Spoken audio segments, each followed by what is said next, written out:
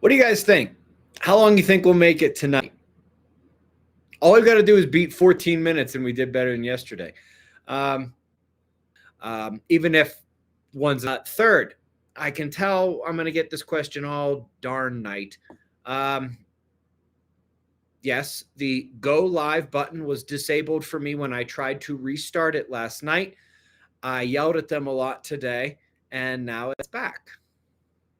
Simple. No, I didn't get an explanation. I'm not interested in one. I don't actually care.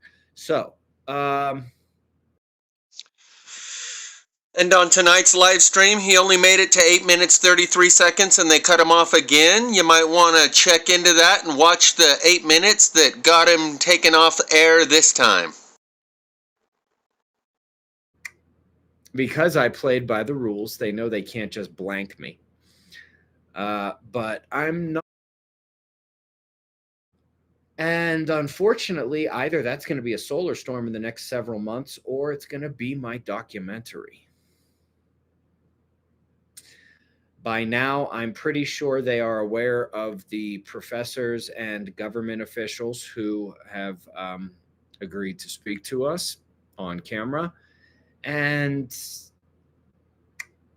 because I played by the rules, they know they can't just blank me.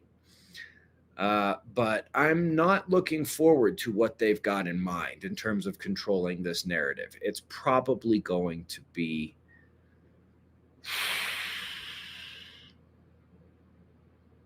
I will yearn for the days of just getting the UN climate propaganda banner below my videos. I will yearn for those days when I see what they've got planned. And no, I don't know what that is yet, but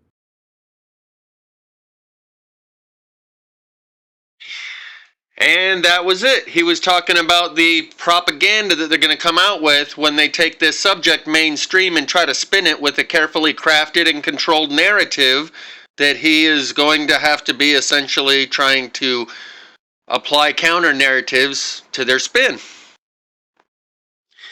Link will be in the description to the full 8 minutes and 30 seconds of tonight's live stream, and there might not be another one because it appears they had a long conversation with him. When he called them and said, hey, the go live button has been disabled, it wasn't, oh, it's a technical error, sorry about that, here, we'll get it fixed. He said, I yelled at them all day and now it's back, and no explanation. In other words, they had a back and forth, and they gave him a piece of their mind and let him know this is the terms and conditions, and we can change these terms and conditions at any time we want. So you better toe the line. We're telling you right now what you will and won't say. And apparently by 8 minutes and 30 seconds into tonight's video, they said, okay, he still hasn't learned. Click. You're out of here. That's the severity of the situation. if you caught the post I made earlier today about all of this stuff going mainstream, space weather, the risk of solar storms, and eventually that will lead into pole shift and Earth's disaster cycle, even though we are at the infancy stages of that now.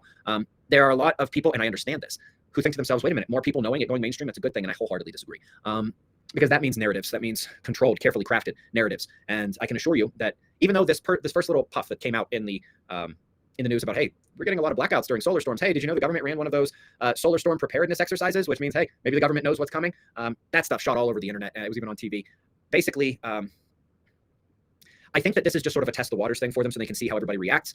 But this is what they do. I mean, it's not like there's anything that can happen that's going to make them pull back on this at all. They're just seeing how they have to pivot or adjust at all before they go full bore making this mainstream. But this is really, it's not a good thing. I guarantee you my job just got 100 times harder. You think I didn't care about reaching new people before. If you have the